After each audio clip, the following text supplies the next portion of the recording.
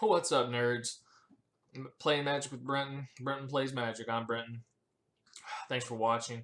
Had a couple of real quick matches here. These last couple. I'm not sure if I'll upload them to YouTube or not. Just played a mono black kind of looked like a budget kind of fun deck. He quit after the first halfway through the first match, which I will repeatedly say happens when you're playing Lantern Control. So if you're starting to watch the videos and you like them, please subscribe, hit the like button. You can check out, if you want to see the deck list, either wait in between matches, you can see my deck, take a screenshot, or watch my kind of intro video to this series, and I'll kind of explain the deck very, very briefly. It's a pretty standard Lantern list, and I'm not doing anything funky, no Tezerets or anything. It's designed purely to disrupt the opponent, get the lock on board ASAP. So let's find an opponent. I'm going to record and play matches until they tell me I have to go to work. I was supposed to work tonight. Really fucking stoked. Saturday night. Wife said her 10-year high school reunion, which I would have been drug into going to. We're not on the schedule, but I got placed on first call, but there are 2 other nurses up to admit. So hell has to break loose for me to go in. There's still a good chance that I will. This is not a hand that I like because it doesn't really do anything. I can't play a turn 1 Inquisition. I've got to go turn 1 Codex Shredder and hope I draw into something. So we're going to mull this. This is definitely better with the inclusion of the ley line. I can go Opal, Glimmer Void, Codex Shredder, and then I'm only a piece away. Bottom that, of course. I'm only a piece away. I just need a lantern or a bridge. Because I will have Metalcraft for Opal very quickly. Don't get too ahead of yourself on Moto and blast through your clicks over here. It happens every once in a while. So Opal, Glimmer Void, Codex Shredder, and pass the turn. I'll play Codex Shredder here over Pixis because I don't really like to blind mill with Pixis. And that may or may not be right. The thing is, we're not racing the opponent towards Delver. Ooh. We're not racing the opponent towards decking him. We're racing the opponent towards getting the lock and controlling his draws. It's probably good to get the mutagenic growth off the top. Maybe that means Delver won't flip. Let's see what we get. Land wouldn't be too bad. Okay. Ancient Stirrings isn't too bad. Do we get a bridge? Is there one? Yes, there is. So that was good. Now, the question is, and I took the bridge over the Mox Opal, or rather the Lantern of Insight, because against a deck like this, I want to get the bridge out quick. And see, I made a mistake there. I got ahead of myself. Sometimes I fuck up, guys. Should have played the Pixis to activate Opal. Opal for the Ancient Stirrings. Now, I'm a turn behind on being able to put out my bridge. And we'll see if that comes back to lose me the game. 9 times out of 10, I'm cognizant of that kind of thing, but I haven't been recording these videos for too long, so I'm trying to incorporate some good commentary and make sure my thoughts are coming across in the video as I play, and sometimes I distract myself. But Delver didn't flip, so that's good. He plays a Swift Spear. Okay. He will get in with the crew. Does he bolt me or anything? No. Ah, mutagenic growth. Okay. So I take a fairly good size hit here.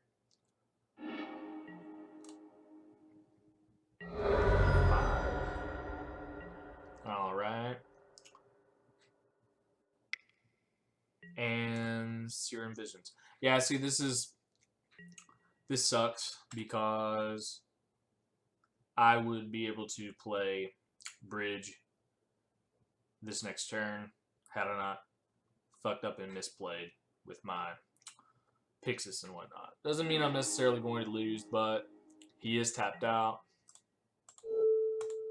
Alright, let's see. Hopefully this helps us as far as the Delver flip goes. Well, keeps him off of a land.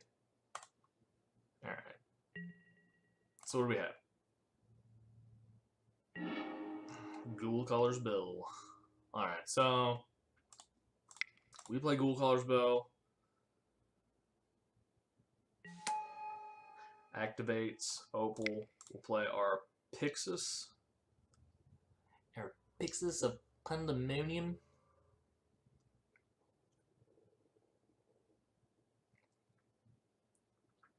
Hit the OK button, dude.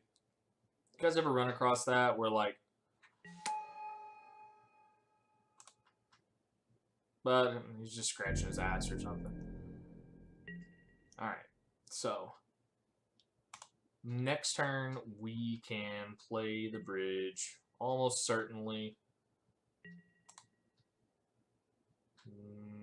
No flips.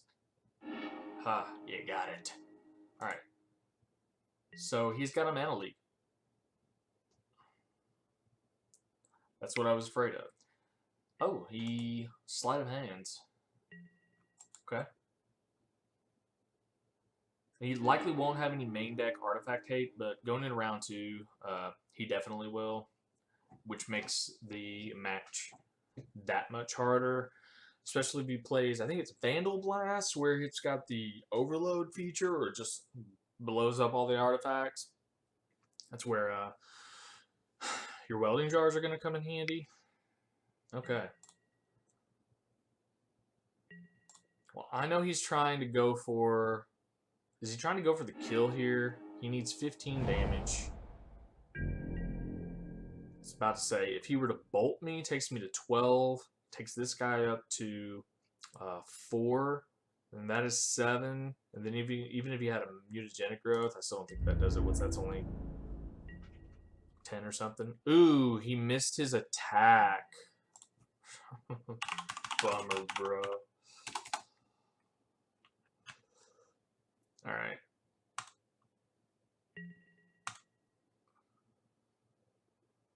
Mistakes are made in the game. I made my mistake. Bridge should have already been out. Moto Lag's such a great product. Sometimes it runs too fast as well, and that messes me up. That happens sometimes too. You're expecting the lag, and then you click too fast. Alright, so 1 mana, 2 mana, play the third Opal. Unless the dude's got like a spell pierce, I think we kind of have to go for it here. Float the 2. Play the Opal. Keep the untapped one. And does the bridge stick? It does. Alright, cool. He can still get in with Swift Spear. Let's see, if he attacks, if it's still 1 power before he attacks, he can pump it, but I'm still at 15 lives, so.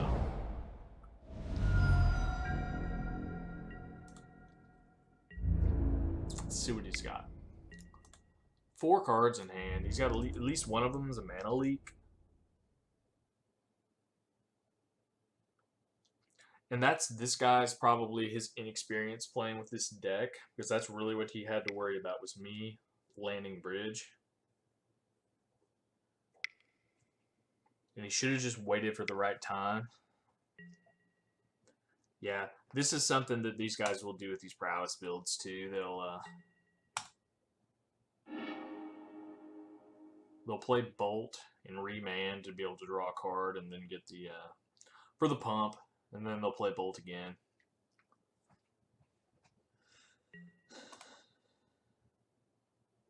Okay. You got me for 3. For what? For 4.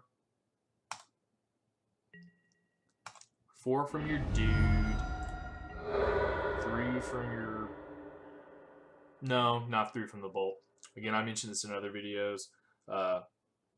Don't forget that you've got ley line up when you've got ley line up. At this stage, I don't think we blind mill. I still don't think we do. There is Inventor's Fair. We need 4 mana to be able to fetch for a lantern. Let's go ahead and get rid of the Thoughtseize. I don't like taking that 2 damage hit at this point, but he can't bolt us. He has got a Lava Spike, which is a dead card. We're not entirely where we want to be, but we are very close.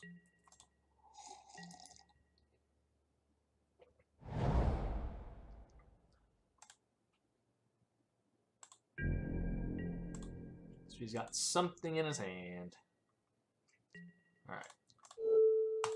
Need to not forget about what I've got on the board. Milling off a Remand is good. Guess I would like to gain a life. Blooming Marsh is not impressive, but it's a card we can play. Keeps that Swift Spear shut down. Now, if we had an Academy Ruins out, I would be running the Ghoul Caller's Bell at the end of every one of his turns.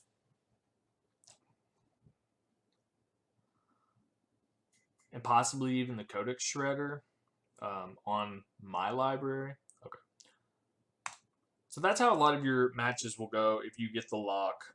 If the guy can't beat Bridge, excuse me, if he can't beat Bridge game 1, they usually don't run too long. So if you're kind of on the fence about getting into this deck, you're just kind of, you know, trying to get a feel for it, that's kind of what these videos are for. Game 1 against creature-based decks like that, we're a lot better positioned. The boarding will be really just us trying to avoid getting smashed by artifacts hate. So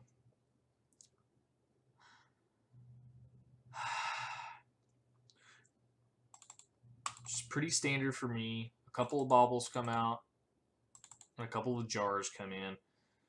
That can help us early game, and we want enough discard. I don't think there are enough honest targets for Pitting Needle. Was he playing Scalding Tarns? I wish I had a better memory for that. We'll leave 1 in just in case. He's not going to be running any Stony Silences or anything like that. So probably another Thoughtseize. Or actually even like a Collective Brutality, because that can kill either one of his 2 dudes, Delver or Swift Spear, and he's probably running a playset of a couple of other creatures. He might be playing like Grim Lavamancer or Bedlam Reveler, which Brutality won't touch, but it can give us a little extra life and rip a Vandal Blast or something out of his hands, a Shattering Spree. So this gives us 8 discard spells, a couple Welding Jars, protect our artifacts. Do I want to? I think I go down a Ghoul Collar spell. I want to keep the Pixuses in case he does have Snapcasters. We'll bring in this Thoughtseize. Okay. Let's see if we can beat this guy. I can actually post a video where I go the entire match and fucking win.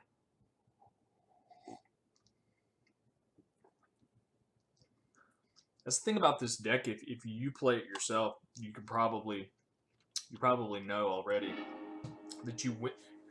Sometimes it feels like you don't win a lot of matches, when in reality you do. It's just that uh, you have like, a good percentage of your wins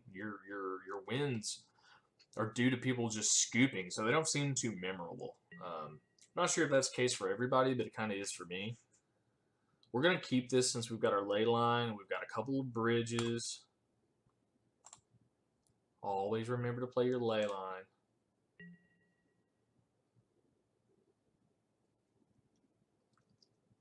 And we'll have our mana set up to be able to Abrupt Decay a Delver or Swift Spear.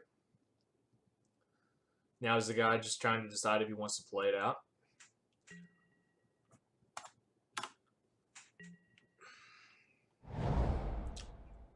Spire Bluff Canal. Serm Visions for Shadow 936. Excuse me. Ooh, cold brew coffee.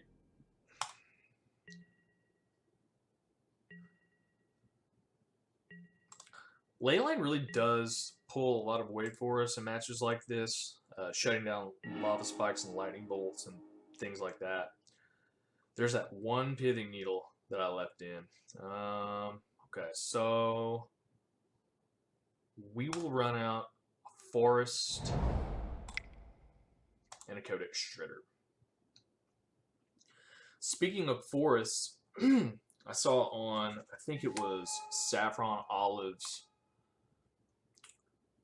Twitter feed today, where he was talking about the new unstable full art lands, and the forest does look really cool. A couple of the other ones look a little bit cartoony. They all look cool, don't get me wrong, and especially if you can catch a foil. I don't care about the lands on here. Like, this guy's got the unhinged full art. Whatever, man. On PC, it's kind of whatever. In paper, the foil full arts are cool. I've got a few from Battle for Zendikar that I run in the paper version of this deck, and they really do look cool. So I would be interested in snagging a handful. I don't need like 20 of each color or anything like that, because I don't play enough monocolored decks these days.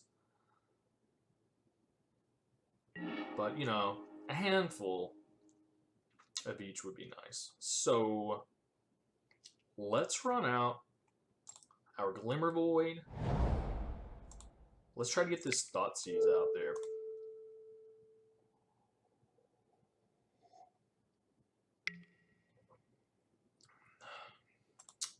And that's fine. I would almost rather him get rid of a Spell Pierce than a Mana Leak, because Mana Leak is harder for him to cast and do other cool stuff during his turn, like play dudes, which apparently he doesn't have. He must have drawn a Bolt Heavy hand with a couple of counters.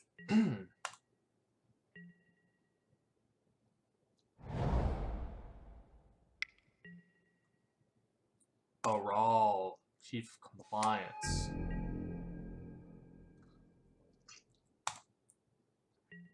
He must just be playing that for the looting effect and, the utility for the mana savings. Because this doesn't really look like a Storm deck. And usually you only see this guy in Storm builds.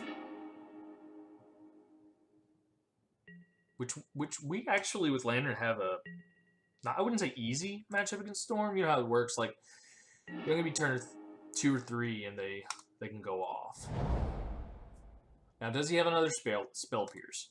I think we have to go for it right here, because he doesn't have enough. Well, shit, we fucked up. He does have enough for mana Leak. Oh, it didn't matter because he had a Spell Pierce anyway.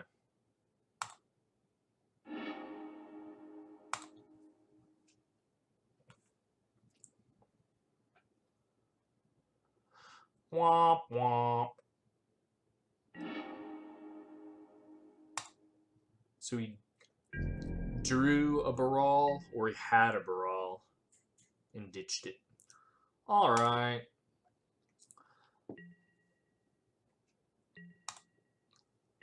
since he's not really doing anything too impressive or awesome right now, I say that, and then he runs out of Young Pyromancer. Now here's where we have to make the decision. Does the dude have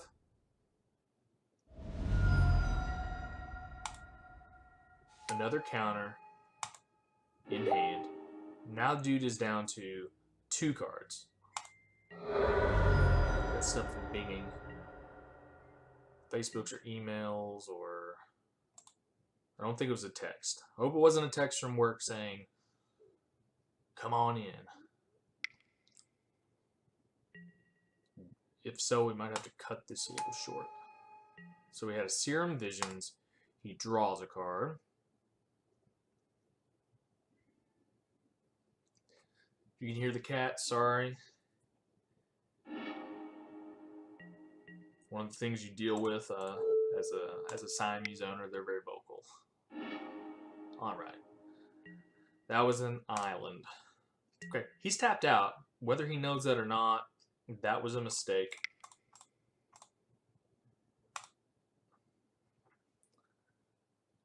Oops. I do that sometimes on accident. We need to draw a card first. Well, Opal was good.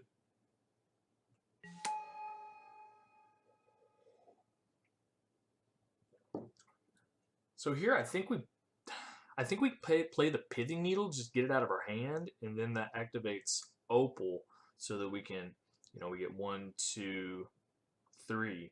I just don't know what to Pithing Needle here.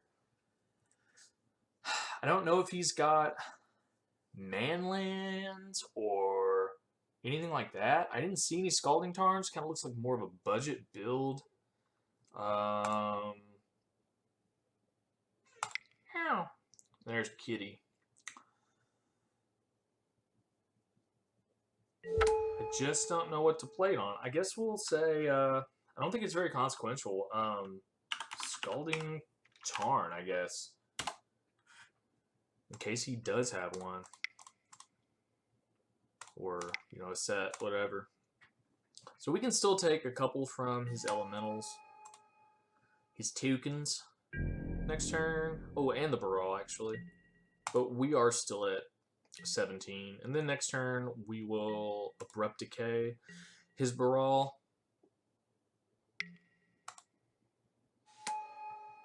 Oh, it looks like we take a couple more. Depending on what he has. Might bolt himself. So there's 4 foe on the board. And looks like a straight 4. And that's fine.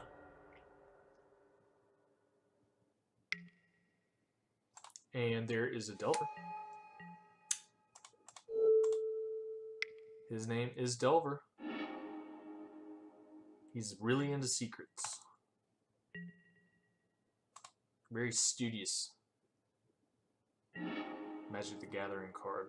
Alright, so we do have enough to play both of these. So we will probably go... I don't know what he's got in his hand. Let's go... Black and a green. Abrupt Decay. Also keep in mind, too, if you're not used to playing this a whole lot, Abrupt Decay can't be countered. So when you're playing against blue heavy decks, you have to keep that in mind, that you don't have to worry about playing around the counters in their hand, because it can't be countered.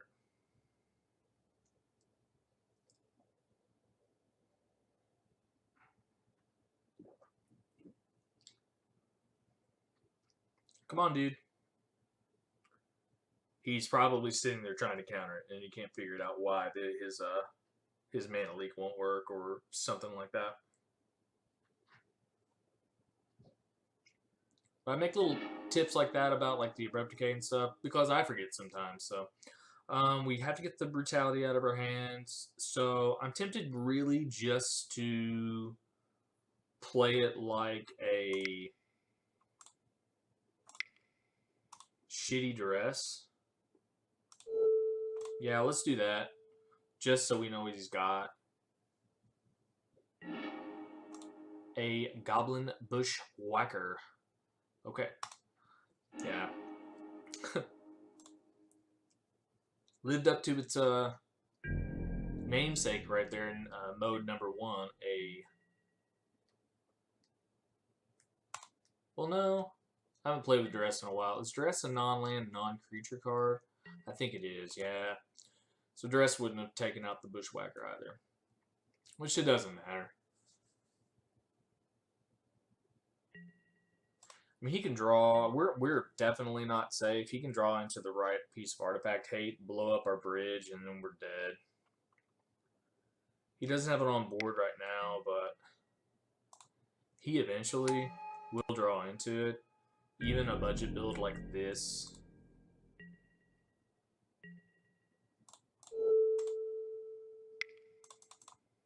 He's going to have some artifact hate. I would at least assume that he's boarded in something like that.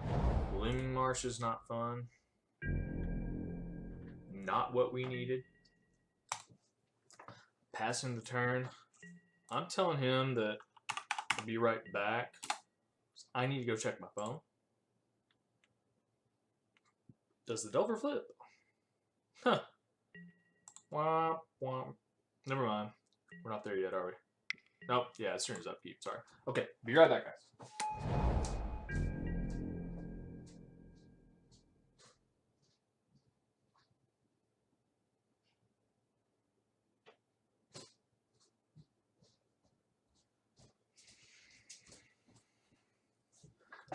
Oh, there he goes. All right, that's a win. He's already left the game. Okay, that's a win, and I'm still excited because that was not a message from work telling me to come in. That was my mom linking me to something probably silly on Facebook. But yeah, against decks like this, Leyline really does some work, keeps us safe from the bolts and whatnot. If we can land a bridge, that's usually key to success and victory. Only thing that I was worried about, since I didn't have a lantern up there, was the artifact hate, either Vandal Blast or Shattering Spree, some Smash to Smithereens, something like that.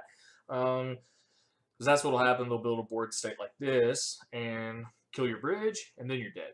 But it worked out for us that time. He probably should have played it out until he drew into it. I would have if I was in his, seat, but people just get bored when they play against this deck and they get frustrated. So we're gonna put that one in the win column. This is Brenton Plays Magic. I'm Brenton. Thanks for watching, guys.